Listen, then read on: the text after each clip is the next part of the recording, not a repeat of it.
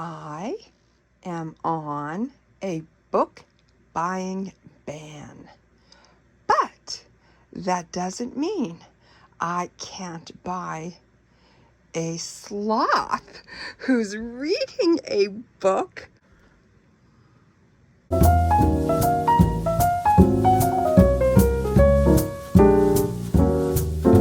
Hello, and welcome to my channel, The Grape Jelly Library, where we love to talk about books. My name is Flo, and I am so glad you could join me. I always look forward to your visit. Today, we are going to talk about a very important book. A book that was written by Cait Flanders, and it is titled The Year of Less. I am most inclined to read self-help books in the month of January. So I set out to read this book. I did the audible version. Very cool, only 5 hours long. I have 5 hours I can dedicate to this cause. I'm very conflicted with this book. I get the message that Cait is trying to send us loud and clear. I just don't know that I can get on board with it via my library and the abundance of books that I have. Cait, just like Marie Kondo, says that you should really only have like this many books. And I am sorry, but I will fight you because I am not ever in my lifetime going to only own this many books. That's not my speed. Books bring me happiness. Books are my joy. And I am of the belief that book reading and book buying are entirely two different entities. And book buying to me is a sport.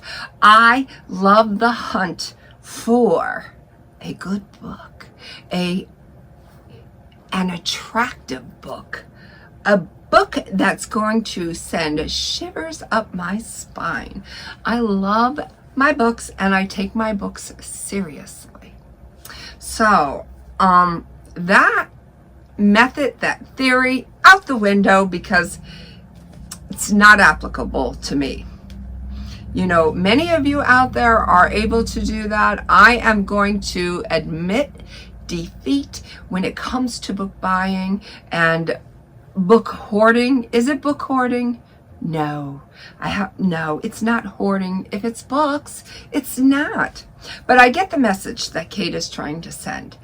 Cait said she drinks too much, she bought too many books, she ate too much.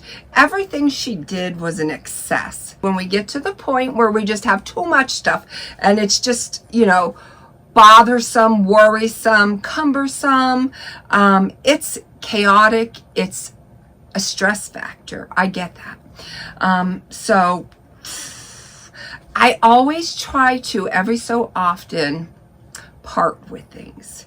And my problem is I give inanimate objects life. Isn't that ridiculous? But it is. I know everything I bought, how much I paid, where I bought it from, and that I am going to break its heart if I remove it from my home and send it out into the world. It's ridiculous. Moving along. Cait, back to this book. So Cait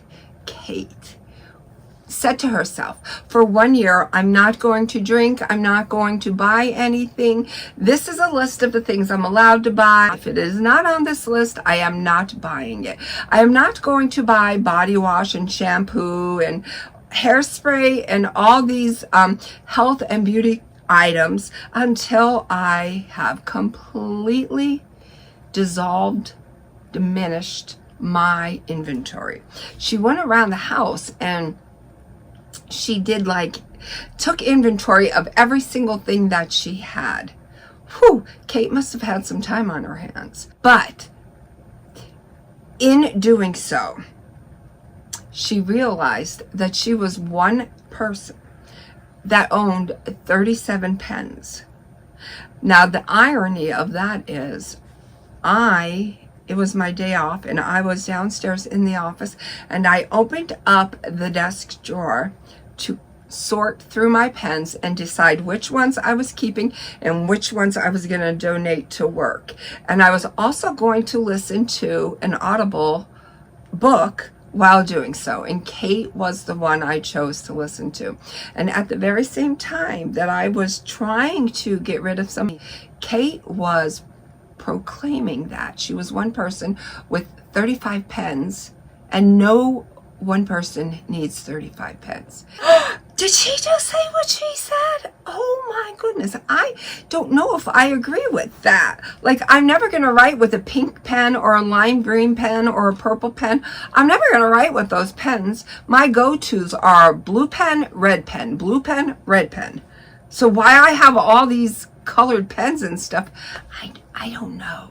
It's my love of office supplies, I guess. My addiction, I should say. But I see what she says. I'm never going to use these pens, so why do I have them? Because one day I might need them. I'm never going to need them for real. But anyways, I keep saying anyways. But anyways, the thing that set her over the edge, and I had to laugh because, you know, I hear you. I'm on board with that. She said, in an effort to make better food choices, to eat better, she set out to make herself a salad. Wonderful. Now, on this salad, she wanted to include black beans. Yay for the protein. A big fan of the black bean myself. Now, she is a person that puts everything back where it belongs each and every time. But this time, she could not find the can opener. She lives alone. Where could the can opener have gone? Could not find it, no matter how hard she tried. So she says, I am hungry, aggravated, agitated, annoyed, just disgusted with the mess that I have created. Let me go into the utensil drawer and get a fork to eat this boring salad.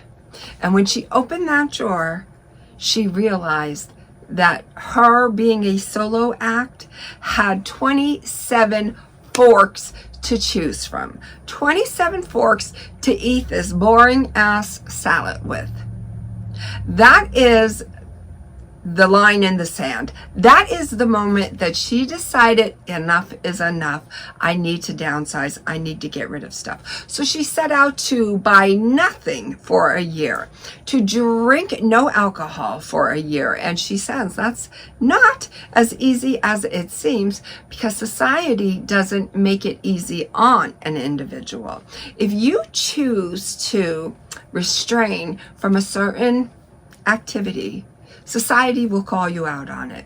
For instance, she was at a gathering where everybody was partaking in the beverage, and, you know, a boss or you know, a manager came up to her as the host and said, Cait, what will you be drinking? And from across the room, somebody yelled, nothing, she doesn't drink anymore. And Cait felt like belittled, and Cait felt seen, and she didn't appreciate it.